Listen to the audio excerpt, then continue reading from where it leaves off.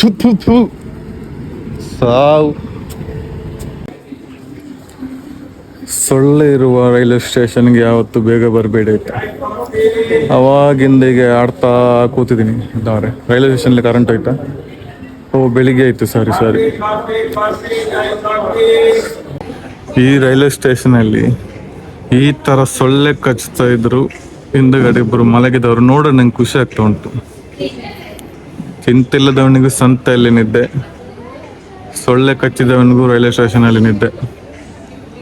ಜಾಲಿ ಆಗ್ತಾ ಉಂಟು ನನಗೆ. ರೈಲು ಬರೋದಕ್ಕಿಂತ ಒಂದು ಅರ್ಧ ಗಂಟೆ ಎಲ್ಲ ಮುಂಚೆ ರೀಚ್ ಆಗುವ ಅಭ್ಯಾಸ ನಂದು. ಆ ಥರ ತುಂಬ ಮಂದಿ ಇದ್ದಾರೆ. ಯಾಕಂದರೆ ಲಾಸ್ಟ್ ಮೂಮೆಂಟ್ ಪ್ಯಾನಿಕ್ಸ್ ಯಾರಿಗೂ ಇಷ್ಟ ಆಗಲ್ಲ. ಸೊ ನೀವು ಆ ಥರ ಹೋಗೋವರಾಗಿದ್ದರೂ ಕೂಡ ಈ ಸೊಳ್ಳೆ ಇರೋ ರೈಲ್ವೆ ಸ್ಟೇಷನ್ಗೆ ಮಾತ್ರ ಹೋಗಬೇಡ ಆಯ್ತಾ. ನನಗೆ ಇವಾಗ ಅಲ್ಲಿ ಹಿಂದೆ ತುಂಬ ಸೀಟ್ ಉಂಟು ಕೂತ್ಕೊಳ್ಳಿಕ್ಕೆ, ಆದರೂ ನಾನು ಸುಮ್ಮನೆ ಆ ಕಡೆ ಈ ಕಡೆ ನಡೀತಾ ಇದ್ದೇನೆ. ಯಾಕಂದರೆ ಕೂತು ಕಾಲು ಆಡಿಸೋಕೆ ಉಂಟಲ್ಲ, ಆಚೆ ಈಚೆ ನಡೆಯೋದು ಬೆಸ್ಟು. ಎಂಥ ಸೊಳ್ಳೆ ಮಾರಿ ಅಬೋ, ಕಚ್ಚಿ ಒಂದು ಮಾದರಿಗಿದೆ. ನನ್ನ ಹಿಂದೆ ಇರುವುದು ರೈಲ್ವೆ ಪ್ಲಾಟ್ಫಾರ್ಮ್, ಅದೇ ಥರ ನನ್ನ ಮುಂದೆ ಇರುವುದು ಸೊಳ್ಳೆ ಪ್ಲಾಟ್ಫಾರ್ಮ್.